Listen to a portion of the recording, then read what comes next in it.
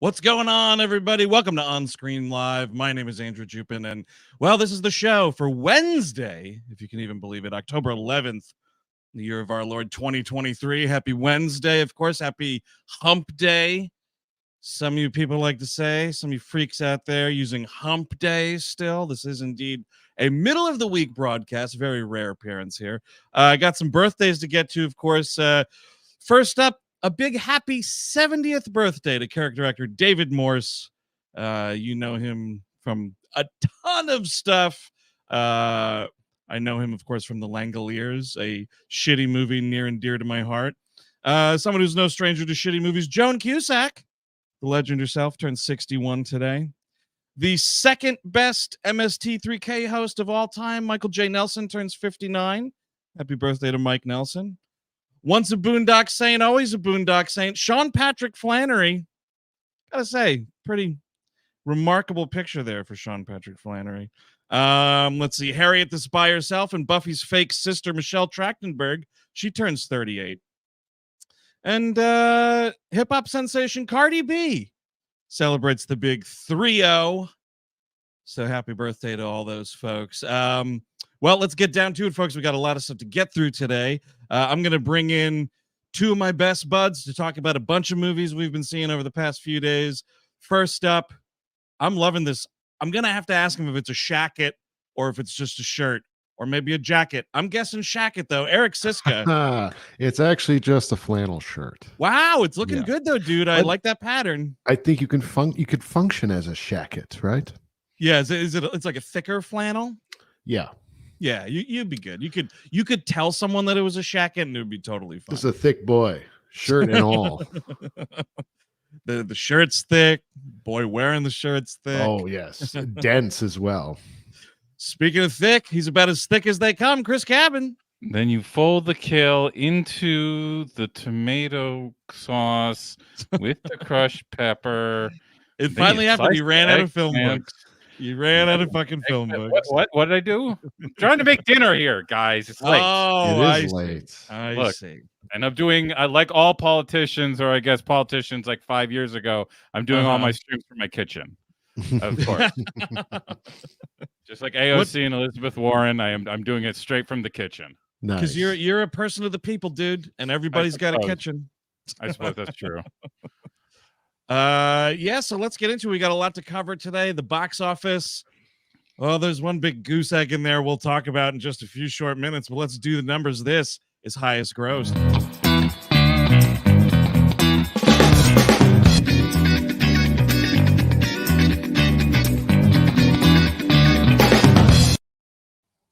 Now, I'm happy to say, finally, I guess, a vaccine went around because Nun Fever is out of the top 5. We are we're stamping down the infection rate of Nun Fever. So the Nun 2 has died suddenly, you're saying? Well, yeah, a new nun came in, and Dowd nun came in. Oh, yeah, and Dowd fake nurse. nun. I guess she's nurse more, but stolen valor, dude. She's a stolen valor nun. We will get to that pile of donkey shit movie in a little bit. But first up, boy, was my face red because I deleted this graphic. I deleted the lower third about it. And look, back at number 5, The Blind. Oh, boy. You can't keep these mother duckers down, dude. No, not at all. not even Cameron Ripley wants to see this. He has denied all my attempts to get him to go see this movie. I've tried. I've emailed him. I've texted him. Not even Nothing him. doing, huh? Not his brother David Ripley, nor his friend Blurry Ripley. I just can't believe nobody. I can't believe they made a movie about that guy. I just don't. Of course they'll do it for anything at this point. Like any kind of Christian figure-ish, they'll do it. So you go from Sound of Thunder, right? Was it Sound of Thunder? And then you go right to Sound of Thunder is that time travel movie, right? Or whatever. That's where my mind is right now. I spent the day moving. So Sound of Freedom, and then you go to Sound of Ducks. Well, but isn't Sound of Freedom Mormon more based? Isn't it more in the Mormon? Yeah, tradition? that dude was like kicked out of the Mormon church. Maybe still in it. Like, and the Duck Dynasty guys guys want him anymore. The Duck Dynasty guys are like Baptists or something, so they're getting bitten by snakes. Yes. Oh yeah, I don't know if we're snake handling. I don't know if we're evangelical. Or what duck the deal handling. is. The duck. Oh yeah, they're duck handlers, dude. They're just a little ducks like gumming on their wrist or something. That'd be Praise nice. Jesus! Wah wah wah wah. Yeah, gum it. Yeah, oh Yeah. gum it, duck.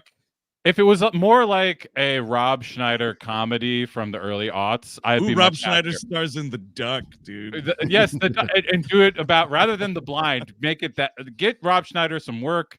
Make him do one of the beards. Get him in one of those big fucking beards. Wait. Did he already played a chicken, right? The hot chick, right? The hot yes, he did the hot chick.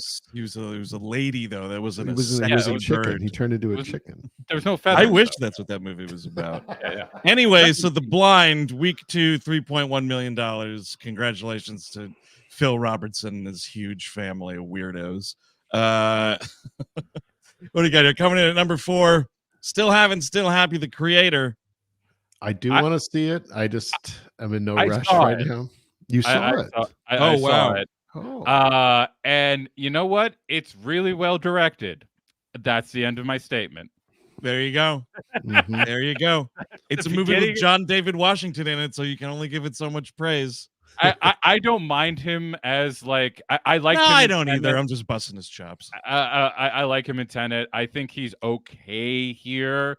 It's just like the script fucking sucks. Yeah, it's really a problem, and like the concerns over how like the similarities of the Asian population are like robots and they're kind of interchangeable. Like it's not great. Oh, is that right? I did not know yeah. that was a criticism weighed on the movie. There's been a couple of concerns. I don't think they're completely out of line saying so. It was a concern while watching, but it is like most Gareth Edwards things, really well directed. It's really fun to watch the thing. He's got an incredible sense of scale and texture. I don't. If somebody could get him a script that doesn't suck, we might be in charge here. We might be. And he had no hand in the screenplay at all. It was somebody else. He was a co-writer, but it was I don't want to. It's what's his name? One of the Whites guys. Sure. Chris, your guy here can't help but catch L's left and right. It does suck. Like I've been waiting since Godzilla, and man, it's just not been. It's been tough. You know what? I went back to that Godzilla though. I think it's a magnificent movie. Incredible movie. Just incredible. I really like it. Coming in at number 3. Speaking of incredible movies, you guys, Saw X. Just a banger. Saw X with its stupid dream sequence poster in at number 3 at week 2 with 8.2 million. Now this was about a 55% drop. Pretty admirable for a horror drop, but not too shabby, especially in the face of a second horror movie that was out this past weekend. That's, I think, what you're seeing with, this and, the Nun saying bye-bye, the bye-bye Nun. Month, though, so that was some good distance here. Poor John Kramer's Mexican Adventure, man. So the bye-bye Nun, right? So you have the bye-bye man. Yes. And then the Nun, but the Nun can't be with the bye-bye man unless bye-bye man is Jesus. This is true. You've got it right. You've got it dead to rights there. And I guess for what it's worth, the whole thing with the Taylor Swift movie making Exorcist move up a week, Saw X would have had 2 clean weeks of being the biggest horror game in town, but did not happen. No. It's another thing people can harass Taylor Swift over, I guess. In second place, of course, Paw Patrol, the mighty movie. Did you see it, Eric? Did you catch it finally? No. Oh, okay. But, finally. But the poster is really fun. You're very excited. Poster. This was another decent hold, man. Only a 48% drop, not too shabby. $11.8 million. When you can't take your kids to the kid Exorcist movie, I guess you take them to the kid animated puppy movie. It's the 2 things that are always going to bring audiences in: horror and animated kids movies. That's, these are the basics. We're seeing a basic economy here. Even with there's 3 horror movies. Well, no, I guess none is out. So there's only 2 horror movies in there, but it was still like in 6th or something like that. Oh, really? It didn't completely fall off the charts. Guys, just for the Blind is right there. I guess that is also a little bit of a horror movie. Yeah, I right. guess so. That's another horror movie. Duck horror, a lot of new genre. But so here we go. Exorcist Believer. In at number 1 here. That's a bad poster, by the way. $27.2 million. So a little below what it was tracking. And everybody, I've seen this going around. You want to get your details here right when you're complaining about things, folks. So a lot of people saying, how did this movie cost $400 million? And the answer is it did not cost $400 million. What you're seeing there is the negotiation that Universal had to make to buy the rights to the Exorcist movies. That all told cost them $400 million, which is why, regardless of this like softer than they wanted it to be opening, you will see those other 2 movies get made. And whether it is they decide like day and date with Peacock, which I think they did for like those final 2 Halloween movies also, or like straight theatrical release like this, I feel regardless of this movie's performance, they have to roll the dice and make those 2 other movies at this point. It is just so insane to spend that amount of money for those rights. Just make another possession movie. Honestly, one really cares about the story of Father Marin or Ellen Bernstein's character. Like, who cares? Yeah. Well, you know what? The people who made this movie don't care either, dude. We'll get to that in a little bit. They do not. But I think it's more a matter with everything, Eric, like lore and mythos, like having, if you can tie anything to like existing IP, and like, that's just the lazy way of doing business. But the other thing is you can excite people who are just into these titles as the franchises. They can, you activate all their little fucking spinners, like the people who like really have watched The Heretic like 6 or 7 times. They're rare, but they're out there and they're passionate, and they're going to come out to see your movie a couple times. Yeah, I feel like they're that dedicated. All right. I mean, I just feel like that audience is they're pushing off. They're possessing people of their own at this point. I hope. So we'll get into that a little more. I will just tease the discussion though. I think it's the most embarrassing movie of the year I've seen so far. Quick check-in on the art market here in limited release right now. Dix the Musical, the new Larry Charles movie out from A24. They're slow rolling this guy here. What do we do? 221K on 7 screens. Pretty decent stuff. That gets you about 31K per screen. Not too shabby of an outing for a very small movie like this. These were dudes, like they did this show at UCB and now they've like turned it into this movie. I haven't seen it yet. I think it looks very funny. Might be seeing it this weekend or something, but nice little limited release here. It's not going to go super wide, so for folks not really around like metro areas or a place with that's a a neighborhood theater. What you want wide? You want them wide. You want some girth on that. That's not everybody's preference, dude. I think that might be your preference, and that's fine. But sometimes you just want an Oscar Mayer wiener, dude. Like, yeah. A pointer. You just want a good point. A little pointer. Yeah, I get you. Yeah, a little. Not everything's got to be a Mack truck. Yeah, but like you get a big thick one, it's a fun occasion, maybe. I don't know. Yes, of course it is. It's a celebration. It's a fun occasion, dude. You get a big dick, it's a fun occasion. Yeah, sometimes. Sure. Always. It's the motion. It's the dance moves. It's a musical. Any dick is good. Let's I'm sorry for interrupting. You don't know those dudes in the movie, but Nathan Lane is there. Yes. At least Megan Thee Stallion, I believe, does a performance in it, like a music performance or maybe a song, because it is a musical, but she's also in it. But Bowen Yang's in it, Nathan Lane, Megan Mullally. The preview looks very funny. You worry with something like this how one note it winds up being, so we'll see. But Dix the Musical, nice limited showing here. Speaking of limited showing, by the way, Thursday, October the 26th, you guys, do you know where we'll be? Where? We're going to be right here on the internet talking Friday the 13th, the final chapter, our next worldwide digital experience, y'all, going down 9 p.m. Eastern. I should write this down. This movie. Yes, you write this down finally. You should write. You need a date book, dude.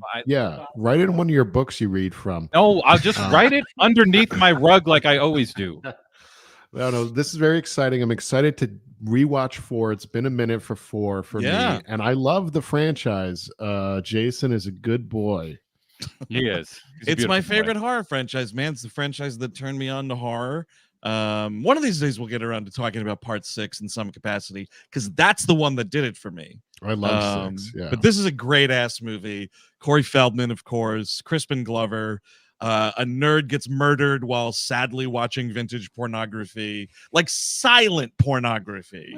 Worst ways to go out in the world, I gotta say. I mean, look, you can't choose them all, but that's not so bad. It's sad though, man. Like look at it this way. Set the scene, right? The scene of the movie. Everyone else is up in the cabin, like getting laid somewhere. This guy's just quietly watching silent era pornography. Right. And then Jason saw he had a thick one or a wide one. Yes, a girthy one. He saw a girthy one and he wanted to celebrate with him. As a boy from the woods, he saw a stump and he had to hit it, That's right. It's exactly correct.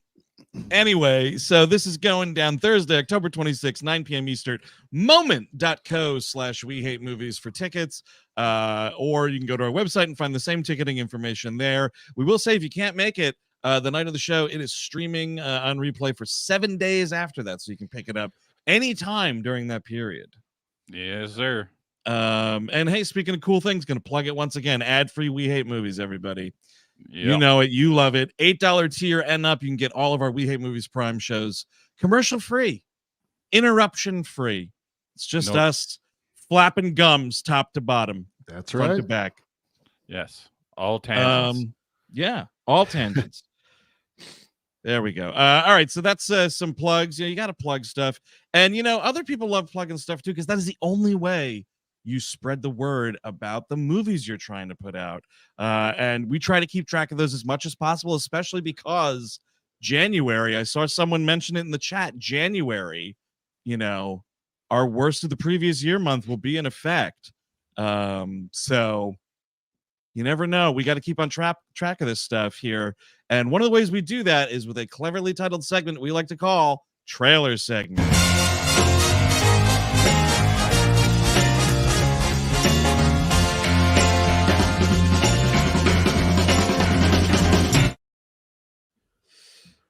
Now, there's just one trailer this week, because we still have a lot of stuff to get to the on-screen portion of the evening here, gang. But this one we're going to talk about here, I don't know how to feel about this. I got some thoughts on it, but the new one from John Woo, Silent Night. Now, this is directed by John Woo. Oh, yeah, baby. Directed Holy by John shit. Woo, dude. Yeah, Holy right? crow. This is coming out from Lionsgate December 1st, so it's at least a nicely timed Christmas movie, you know what I mean? Oh, sure. Not getting some kind of October release or anything like that. It is also, it'll be a theatrical release, so that's pretty cool. Go ahead, dude.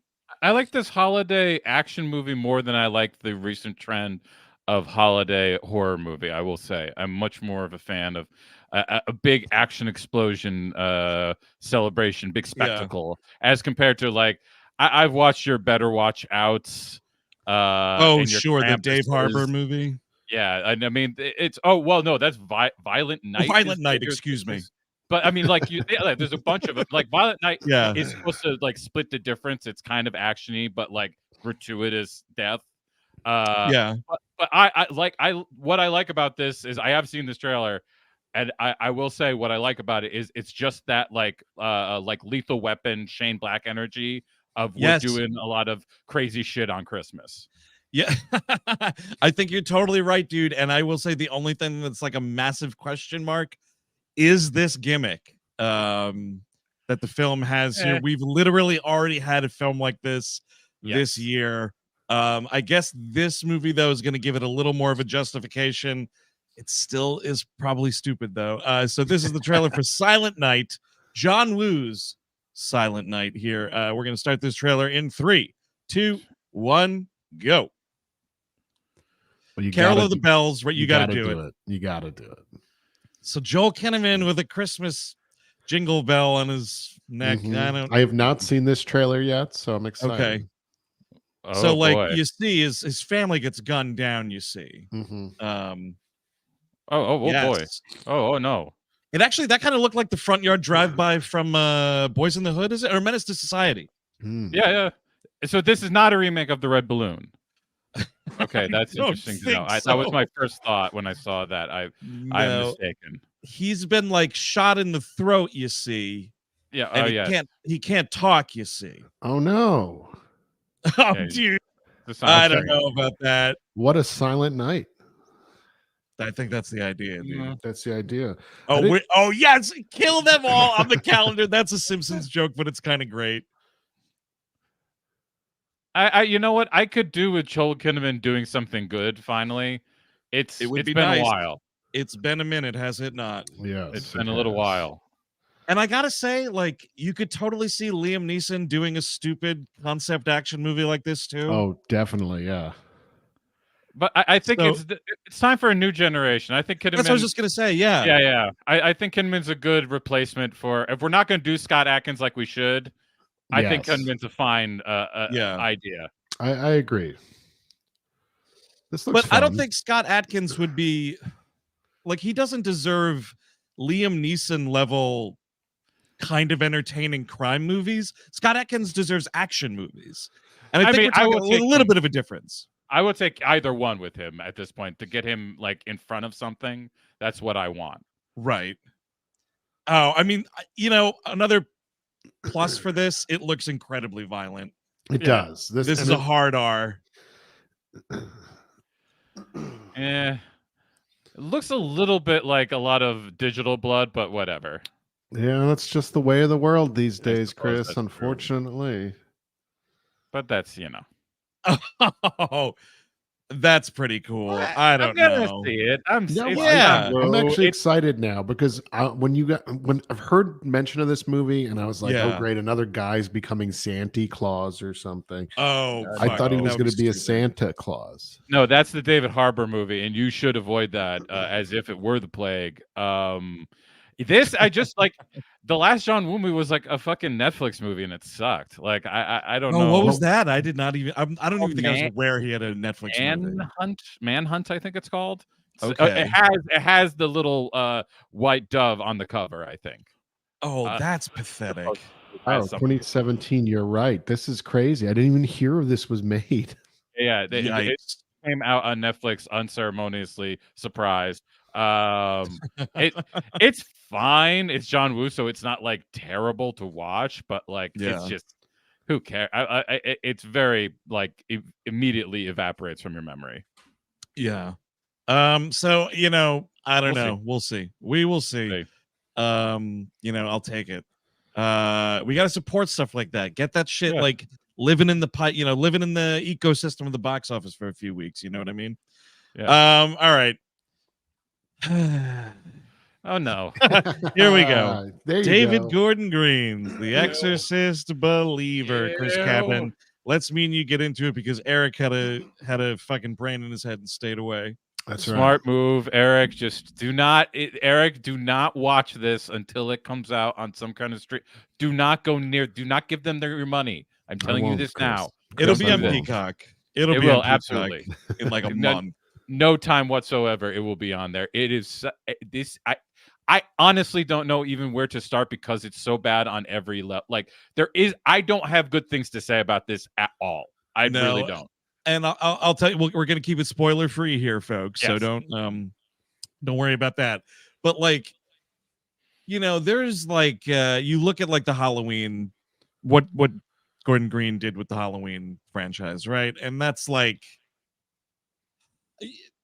I don't know. You meet Laurie Strode, and like, there's a purpose for her being in the movie and everything. Obviously, there's no reason whatsoever that Ellen Burstyn is in this movie as Chris McNeil, and it's truly embarrassing what they have this woman do, like this woman, the actress, do, and what they do to the character. It is humiliating, folks. It is not fun to watch. It was bad enough before she shows up, but when she does show up, it becomes markedly worse. Yes, you're right.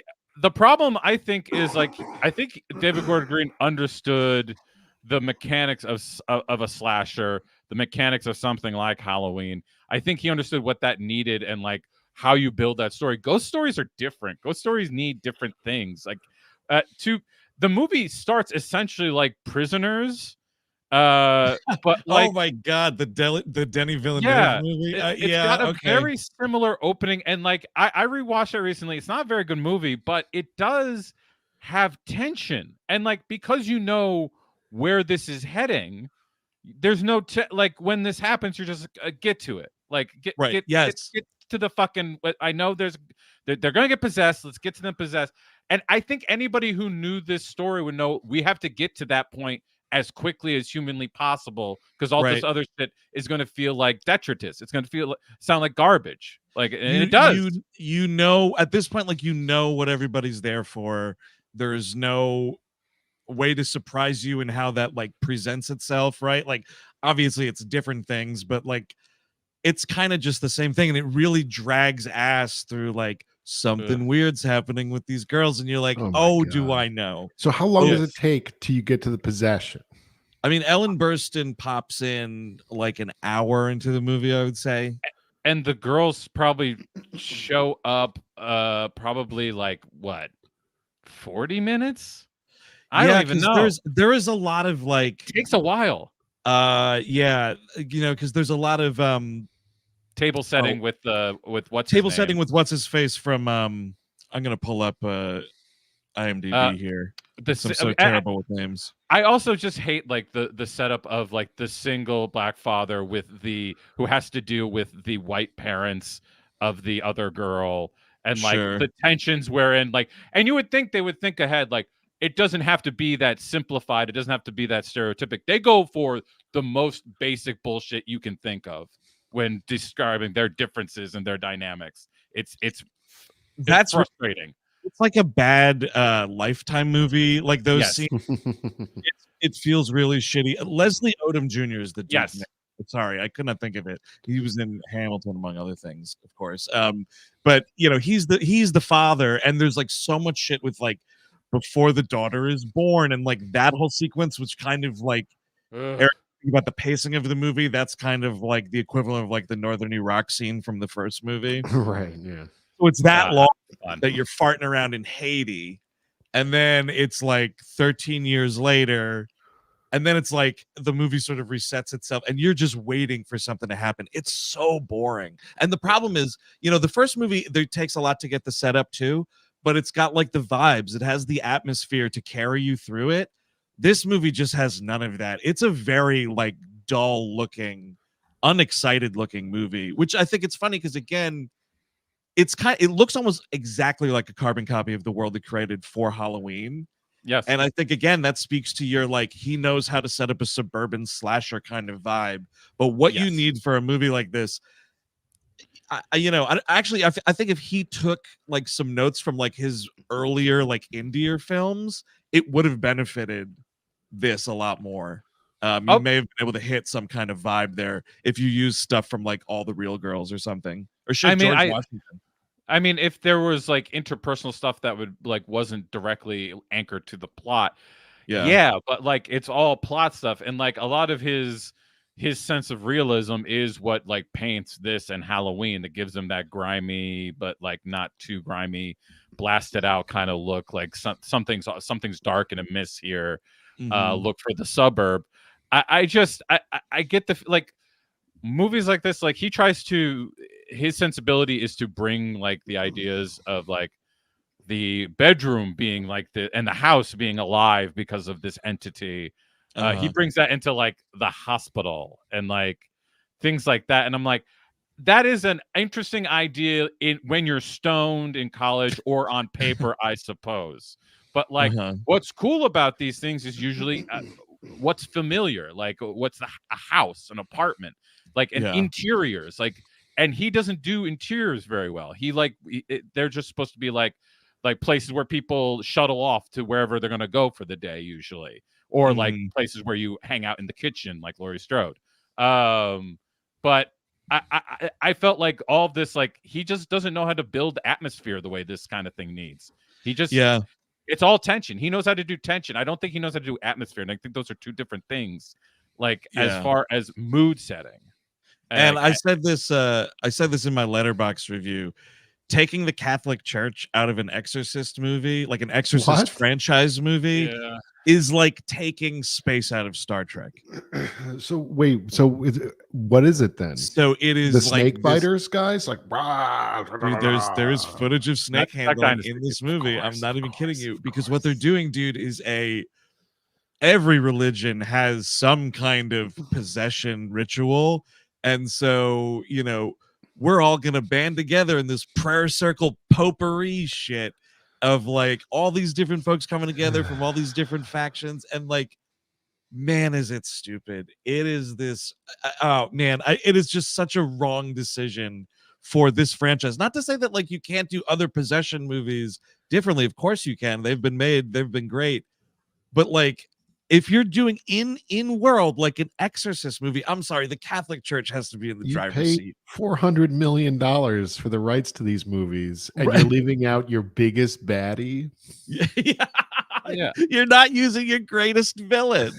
I don't quite get it. Like there isn't even really like, I can even say like the Halloween, there was a genuine point of view being expressed. It was not quite the zombie world.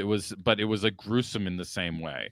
There was a slight change there. Like I don't even get the point of it. I really don't. There are some elements in this movie, like some acts of violence that occur that I'm just like, what franchise are you working with? Like at this point, like just make something that is not called The Exorcist, and like you're gonna get a lot more leeway on a lot of this stuff. But like doing it in this, especially in saying like, it's not like it's a reboot, right? It's the continuation. It's like that first movie happened in the world of this movie. So like you have to kind of hit the style closer to the source material. And this is just, it's so all over the place.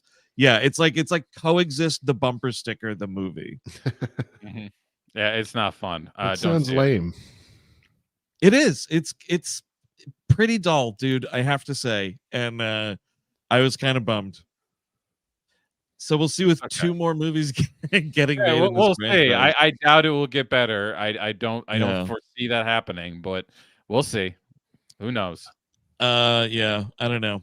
So speaking of things that shouldn't have happened, am I the only one that subjected themselves to this? Probably. I don't know why you did this. I have no idea why you did this. Pet Sematary Bloodlines, folks. It was out on Paramount Plus just this past Friday. You know why I did it? Because I'm such an X-Files pilled loser. I'm like, Dave Duchovny's in the movie, man. I gotta check it out. Jesus. That's why I watched the television show Aquarius. That's why I saw the movie Evolution in theaters. Like, so he's in it. Well, boy, was my face red though, because he's in it for like 6 minutes. Of course, all told, like peppered throughout the movie. Yeah. He has one scene at the beginning. You don't see him again for like 40 minutes. He's the mailman or something, just like, oh hey, bye. He's the son with a dead kid. Oh, cool. But so it is a prequel to Pet Sematary. Oh, good. And the main character is the old man Fred Gwynn character as a young man. But the movie is set. It tells you explicitly, and it's about Vietnam all over the place. It's set in 1969, and this character is like 20 years old. So how does he go from 20-ish years old in 1969 to an old ass Herman Munster looking man in 1980, whatever that movie was? That is hilarious. A how wizard do you did it. biff that? Because maybe in the book it was don't smoke cigarettes World War now. I think it was World War II was what it was. Because this is like, it's a movie length adaptation of a small conversation that happens in the Pet Sematary story. Like he tells the father about like, one time back when I was a kid, like this happened, yada yada. But so it's like from the source material, but they just like biff the year on it. I think I get it. I think they're trying to match it with the John Lithgow remake. Is it a prequel to that? Because Lithgow would have been more Vietnam. Yeah. Oh, you're right. Maybe that's what it is. Oh, we did talk about this. Yeah. Did we? Like, the problem, like, what my question is, the last Pet Cemetery died on the table. Like, what? Yeah. Like, immediately. It was terrible too. Sometimes I saw dead's better, right? Well, but like, what says you and everybody on Letterboxd, by the way, dude. That was the review for That's this. hilarious. What was the purpose? To hold on to the rights? For what? You think you're going to figure it out one day? Now all the executives out there think you can't do an original story. You just have to constantly do, and this has been going on for a while, but it's actually accelerating right now. I think there's a lot of, like, I think Paramount even has a shingle just to like reinvigorate old properties. Well, yeah, I mean, you do hear this about was that all the that's time. what this was actually, by the way. It was Paramount something. Yeah, it was a shingle thing on the opening. Yes. You're right. Yeah. So I think that's where you get this. That's where you're going to see a lot of stuff there. I think Pumpkinhead might be coming out through them as well eventually. Are they doing a new Pumpkinhead? I might have just made that up, but I bet you they are. Let's say yes. I mean, they're probably trying to give Paramount Vantage a second try. Bring that back out into the daylight. I'm trying to find what they're calling it, because the funny thing is it's not Paramount Vantage. Fuck that. Oh, Paramount Players. That's what it's called. Yeah. Oh, even worse. Oh. So yeah, it's not great. Players Club, Paramount Players Club. Great. So yeah, you got David Duchovny, you got Elliot from E.T., Henry. What's his face? Paramount Players is doing a remake of Pumpkinhead. I have no other details. It was announced in 2021. So please, we'll see. Interesting. Eric, please tell me David Duchovny is not in it, because otherwise Andrew's going to watch it. You're going to have to talk about it. I don't want that. Eric, please tell me. No. Duchovny's in it. God damn it. He's playing, instead of the little boy being hit by a motorcycle, it's David Duchovny. He's in it for like 10 minutes tops. Okay, good. Oh man. Yeah. It's so not a recommend. It's pretty stupid. It's like a whole like Vietnam thing, because the reanimated kid is not a little boy, it's a dead teenage soldier coming home from Vietnam that Duchovny puts in the ground, and that starts the movie. Not good at all. A lot of violence. Again, felt very much not of the source material. It also feels like, because it's also very short, it feels like this could also have just been an aborted TV show, and it was just like, this is like the 90-ish minute pilot. We'll add a scene or two, say it's a feature film, and then never talk about it again. Well, they can't do that anymore. Abortion's illegal. So. Eric knows. All right, let's get to some stuff we've been seeing around the 61st New York Film Festival, which is winding down, by the way. This is our last off-kilter scheduled episode. The screenings are coming to an end this Friday, as a matter of fact. First one up, I think, is maybe just me. Did you see this, Chris? No, I didn't get to see this. Kleber Mendonça Filho's Pictures of Ghosts. Looks terrifying. That looks scarier than the Exorcist poster. It looks scarier than Saw X. It looks scarier than Paw Patrol. My God. Old-timey, like Halloween costume looking things.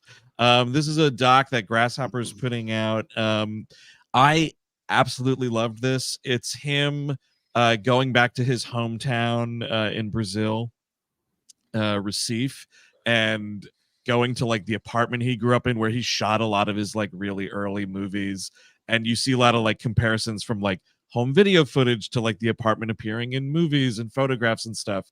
And then he sort of like expands out into Recife and like showing like the city being captured in movies and like newsreel footage and stuff, and how it has changed over time. And like when you look back at old footage into the past, like you're looking, I think about this all the time when I watch like silent movies and whatever. Like you're literally looking at ghosts. It's like people who have been dead for ages, and like that's what he's talking about. Like watching the city change around him, and there's large chapters dealing with like all of these movie theaters that he grew up going to, and he's got all these stories about like hanging out with his old projectionist. I mean, it is it's a must-see documentary. He's really captured something here, and I was completely hypnotized by it.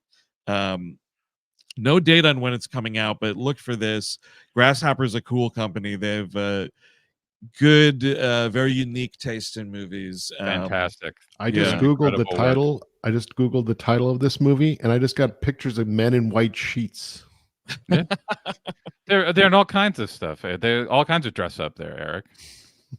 You're talking about ghosts and not the Ku Klux Klan. Not yes, KKK. No, it was pictures of ghosts.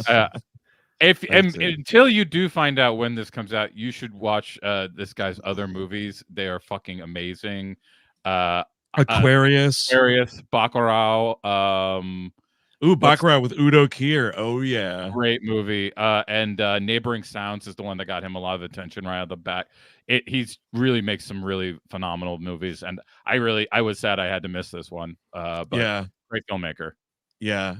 So this was one of those like, I'll totally admit it. It was I'm gonna get there early. Because the next screening is going to be more popular and I want the guaranteed seat. Even though I totally love Bacurau, it was like, it's an early morning screening. It's a doc. It's not like, a narrative from him. So I was kind of like, but boy, a great festival find. I'm super pleased that I showed up for that one. It sounds cool. It sounds like a great one. Yeah. No, you guys would really like it. All right, Chris Cabin, I believe this one was all you, the new one from Nuri Bilge Ceylan's About Dry Grass, as is the name of the motion picture. Oh, yeah. Fans of 3-hour Turkish dramas, just get ready for it. Here it comes. I mean, yeah, this is a very select kind of people who like him probably already know him and like him.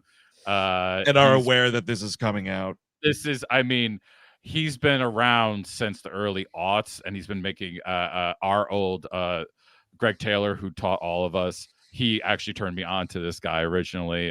His original movie Distant, which is really good, and Climates from 2006 is a fucking amazing. But he has just been putting out these like excellent dramas for so long that you kind of almost get used to it. And like I felt that with this one, I was just like, this is all amazing and very involving. And the character work is very subtle and sumptuous, and I wasn't bored at all. Even though a lot of it is like these completely like big barren landscapes full of snow, which are beautiful, but there's not like a lot going on in the movie. It's a very sparsely populated town. It's not Satan Tango levels, but it's around there. Well, and, what could be? It's very good, but it is you have to be ready for his tone and his pace to enjoy it. It's the main character is very like a good challenging character for him, much less likable. None of his characters are totally likable, but this one more than even usual is hard to like. What's the little sort of capsule description of what it's about? A teacher at a small school has a small controversy that leads him to make some not great decisions in his life and with others. The holdovers. Yes, it's quite like that. Except for the barren wastelands of Turkey, like out in like the nowhere lands of Turkey, like where nobody is. Well, Pittsburgh, Turkey. Sure, same different. Steel factory. Yeah, it's all I know is it's over there or here. Sure. It's not near me. If you like them, see it. So this is out release TBD from Sideshow and Janus Films, who boy oh boy, they are really planting their flag this year with as far as movies that they are picking up and putting out. Really cool to see those guys. A lot of great taste in the pickups, I have to say. Didn't they pick up during this festival? Didn't they pick up The Beast? I think I read that somewhere that when they screened this, not the press and industry screening, but during the public screening, Bonello came out and said that Sideshow had picked it up. Oh, that would be pretty cool. I assume for next year. I assume not for this year. Yeah. You're right. Sideshow and Janus acquire U.S. rights to The Beast. That's absolutely correct. See, so there you go. Another movie we were really very thumbs up about, plus about. All right. So Eric Siska, this one's me and you, my friend. Harmony Korine's AGGRO Drift. This movie, wow. what an experience. I think I might have liked it a little more than you did, Andrew. It's dumb, which I like. Yeah. It's just, it's funny. It's stupid. I guess it's supposed to. I didn't really pick up on like, oh, it's about how video games are now the future or anything like that. Pardon me. I didn't get that either. I thought you were watching like an 85-minute cutscene kind of a thing. I mean, complete with NPCs and bad dialogue. All of the heat vision gives it a weird scrambled pornography vibe. Yeah, I like which, dude, that took me back. Took me back. You almost took it out because it was so relatable. It was so like, hey, this is back like in childhood. But what the key to this movie is, it's short. It could be even shorter. Some would argue, maybe even I would argue. Yeah. But it is really funny because it's like, a hit. I'm losing my phone. Oh wow! Look at this. Oh, all right. So let's see. It's a hitman who's like the greatest assassin. And he's killing Eric right now. He poisoned him on the air. Just scaling up. Sorry about that. But it's really funny. It's really funny because it's so juvenile and stupid. Yeah. Just like a guy, like the bad hitman he has to square off with later, just like holding two like katanas in his hand and like dry humping the air while looking at his captured strippers. Everyone's either a hitman or a stripper. Yeah, it's dumb as dirt, but I think it does hit certain comedic highs. I don't necessarily think it's a great movie at all, but I think it's sort of worth seeing. I wouldn't necessarily say run out and see it, but I'm sure it'll be streaming soon enough. Yeah, streaming I think is the way to go with this. Although I will say, seeing it in it wasn't jam-packed, but it was a full enough theater that afternoon. That certainly helped, but I feel like the problem was, even though there were a lot of us laughing, there weren't enough of us laughing. Like the auditorium was too big. If you had just condensed it, like smaller room, and just had the people who were laughing, it would have become like a little more infectious and everything. As it was still fun to watch it with people. A few walkouts. Yes, I noticed 2 walkouts, but it's just like it sets the tone immediately. You see like this hit being carried out. There's like a demon in the sky going like, "Yeah, do it, kill that fat fuck." It's impossible to take seriously, and that is a strength. So wait, it's not. It is so according to both of you, it is not the future of cinema like Harmony Korine has said it is. This is that. It's not cinema is dead and this is the future. Okay, I feel better. I feel better. I was the marketing machine. I was a little worried. Now I feel better. Yeah, don't worry. Cinema's okay, Chris. Thanks. We're not going to be watching AGGRO Drift for the rest of our lives. Cinema's totally fine, as has been evidenced by other stuff in this festival. Of course, this is the future of like, we're having a party, and in this room, we're just going to have this dumb thing on the wall on loop, and people can walk through and laugh at 5 minutes of it and then go snag a beer and go someplace else. Like, not sitting down and paying attention to it in its entirety, front and back, because like it truly does not matter. There's no story. It's just this guy like, I want to provide for my family who I love so much. And you see him like with his wife, like giving him a lap dance. And then he's like, oh, hello, kids, and they're like NPCs from a video game. It's for your bad movie night celebration. Really? Ooh, okay.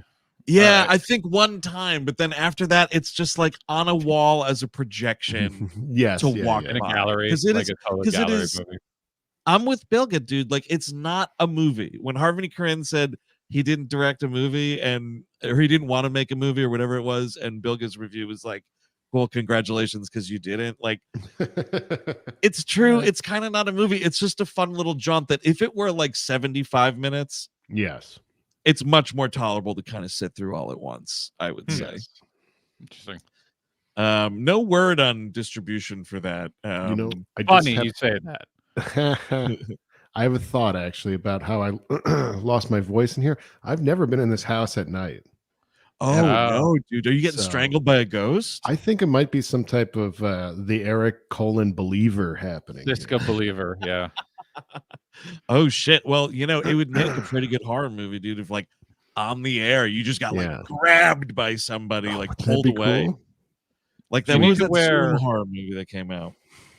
The Zoom one is Host. Yeah. I like that movie. It was like 63 minutes, exactly the length shit like that should be. I did not see that. Is that part of the Facebook movie universe? Because was it Unfriended? Unfriended, which is great. Unfriended is better than Host. Host was like made during the pandemic. It's literally 4 people on a Zoom. They do a seance over the Zoom, and then like haunted shit starts happening to them, but you only see them through the little Zoom boxes. There's a lot of people running around with their laptop, which is like stupid found footage. Like, I gotta keep carrying my laptop. It's really dumb. Wow. I mean, it sounds creative, but I don't think I want to watch a Zoom movie. It's fine. You're fine. You're just at this point too, to like go back and like remember all that. Like, I feel the rewatchability of that movie, it's very unappealing. All right, moving on. The new one, the film debut from a playwright that I like, for a movie that I just darn it wasn't crazy about. Annie Baker's Janet Planet. So this is out TBD next year sometime from A24. So I was am a big fan of Annie Baker's The Flick, which was a great play that takes place in a movie theater auditorium. So you can see why I liked it so much. This movie just did not work with me. I could not get in gear with this movie. It's very slow, intentionally so. Looks absolutely gorgeous. Beautiful Western Mass in the summertime, like late summer. They capture that whole vibe, like Berkshire's August, perfectly. Love it. You can really you can feel that coming off the screen. For me, I had a really hard time getting in the zone with how the movie was playing. I didn't know how funny it was supposed to be. Like, were there things I was supposed to be laughing at or not? And I think by the time I realized it was okay to be laughing, it was kind of too late. But I also felt that like stop and start with the audience. Some stuff we were like, oh yeah, that's funny. And then other stuff that you could tell was also supposed to be funny kind of didn't land. So I had trouble getting in with it. The little girl, is fine. I think this might have been her first thing. Nothing really against her. And Julianne Nicholson is great. It's way too stilted for me. And I feel like if you're doing stilted dialogue, the filmmaking's got to be a little more active for me, because the whole thing just I could not find the pacing of it. So it didn't work for me. I know a lot of people are liking it. I'm not saying don't see it. There's a lot to like about it. And I think Annie Baker is a really great writer. If you ever see the Flick put up anywhere, or just buy a copy of the play and read it, it's a lot of fun. So this one, just a little miss for me. But, I would certainly watch the next Annie Baker movie. That's for sure. I'm not put off by her movies forever or anything like that. I have not seen this, but it takes place in the Berkshires, which is a beautiful part of the country. So I'll say that much, and that's it.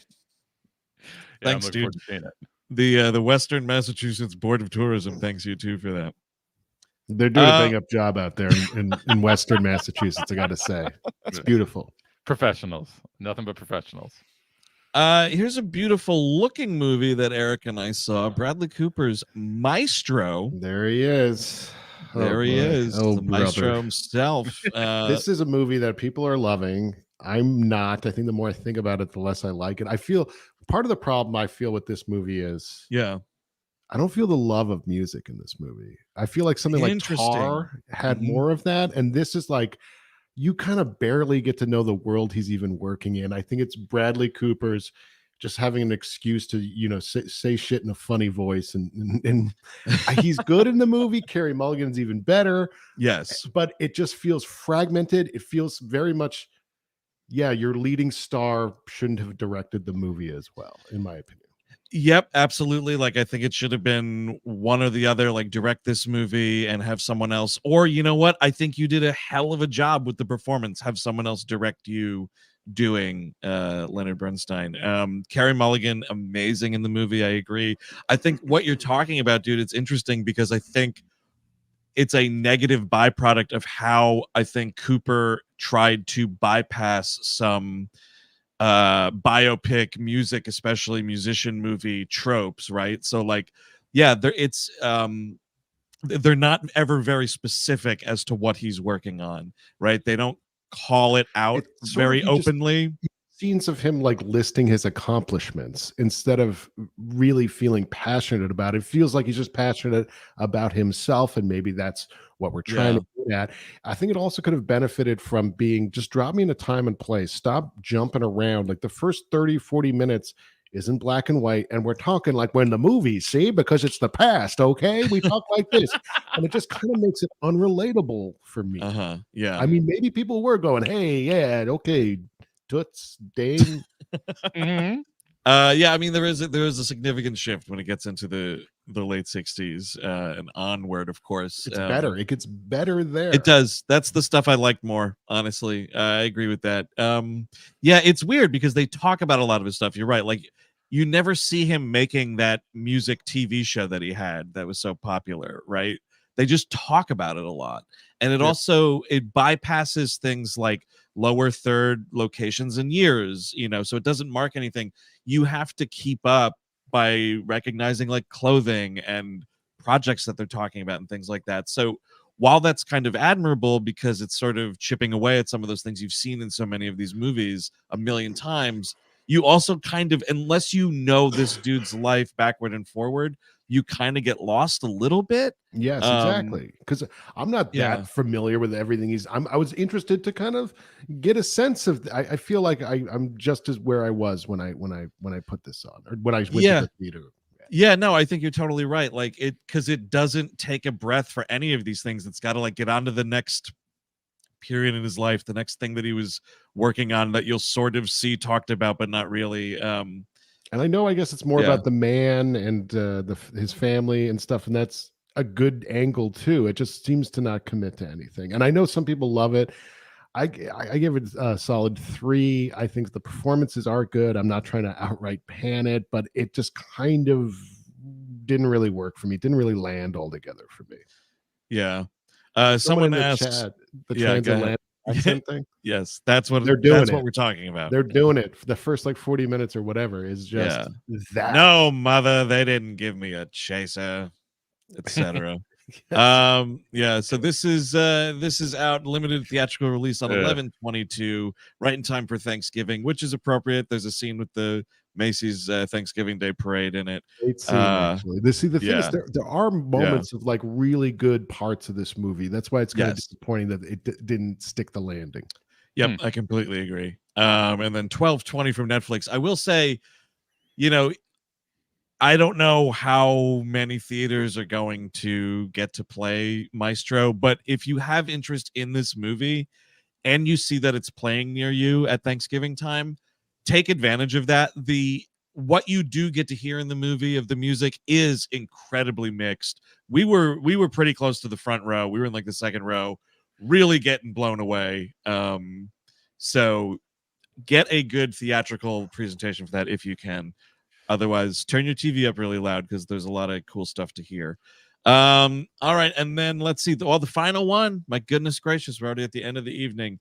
The final one. Chris and I both saw the new one from Sofia Coppola, Priscilla, which was the centerpiece selection here at the festival. I loved this movie, man. I not get over how good this fucking movie is. This movie fucking rocks. I keep thinking about it. It's a movie, Eric, as you were saying, like the further you get away from Maestro, like the less you think you like it. This is like the further away from it I get, like I like it even more. I can't wait to see it again. This Kaylee Spanny and what's his face? Jacob Elordi. People that I don't really think I'd seen in much. I don't watch Euphoria, so I hadn't really heard of him. Kaylee Spanny banger performances. You know her best as the dead girl from Mare of Easttown. Oh, yes. Okay. That is mostly what she's known for, unless you're a big Lynn Griffin head and we're like, oh my God, Lynn Griffin from Black Christmas and Curtains is playing the fucking grandmother. Grandma Dodger, Elvis's grandma. Okay. She's a character actress from some 70s, 80s horror, Black Christmas.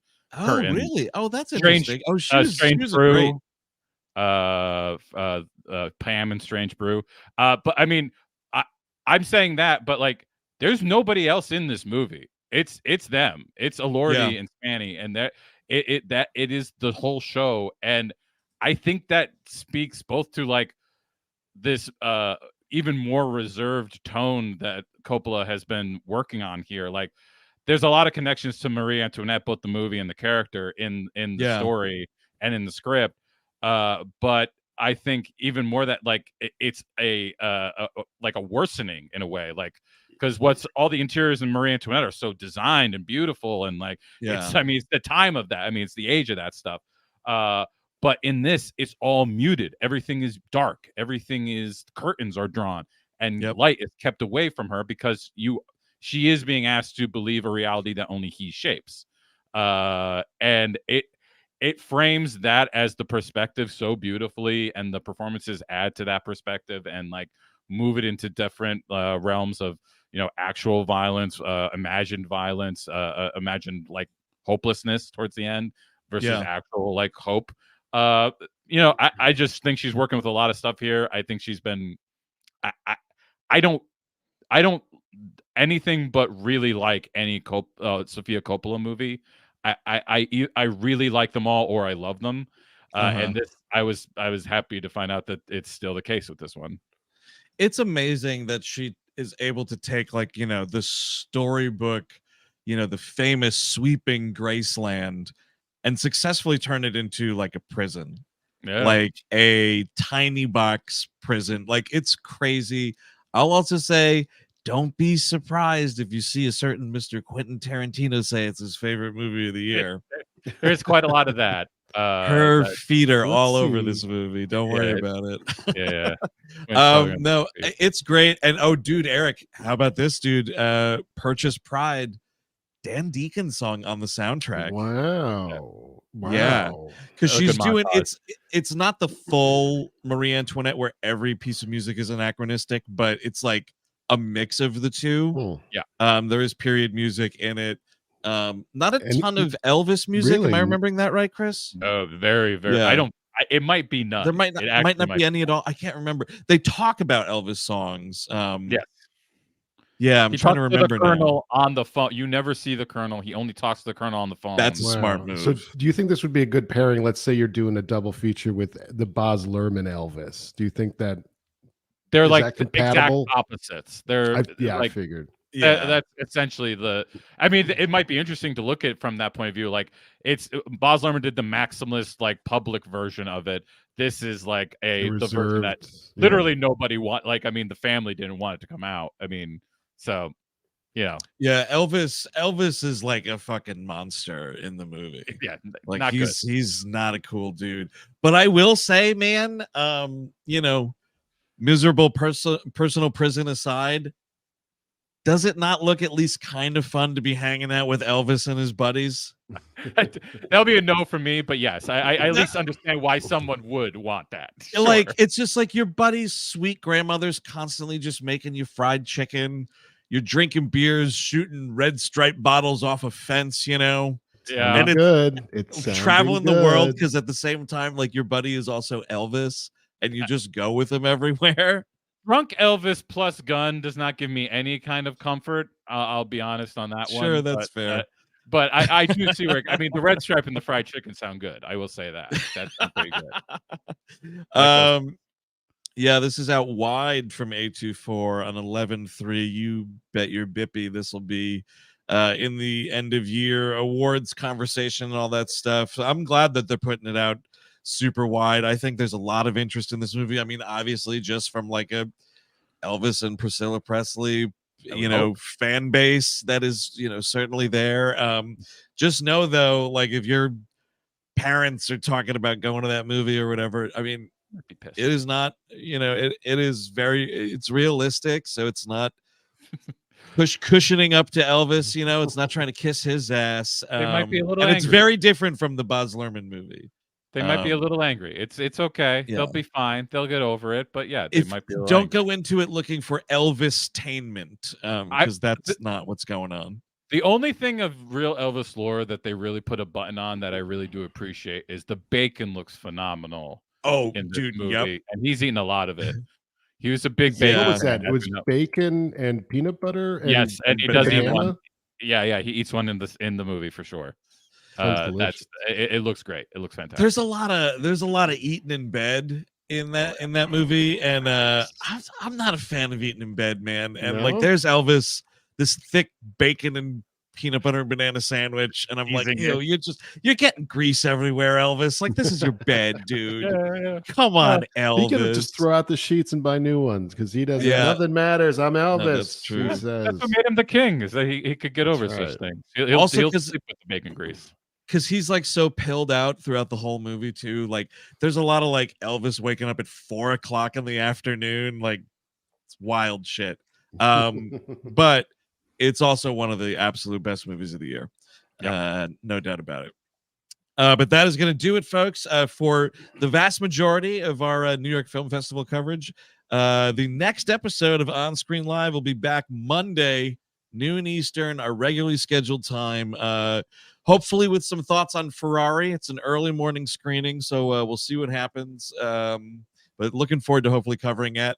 But as it is Wednesday, the week here is already underway. On Tuesday, we were celebrating, fellas, because we hit another milestone. Episode 700. We were talking about Bushwhacked. 700. I never thought we'd see the day. Thank you to everyone watching this stream, listening, downloading this podcast. It's really incredible. Ooh, absolutely. So we talked about that sucker. And also last week, if you missed it, you want to catch up on Once in a Lifetime, Killer Under the Bed, the scary killer doll movie with an even scarier Christy Swanson starring in it. Having recently rewatched the original Puppet Master, this did you really? Might be better than that. That movie is fucking terrible. Dude, those movies are bad.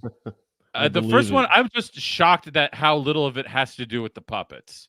It's almost nothing to do with the puppets. It's called Puppet Master. You got to care about the titular master of those puppets, dude. You got to care about the guy that's like making those puppets and whatever.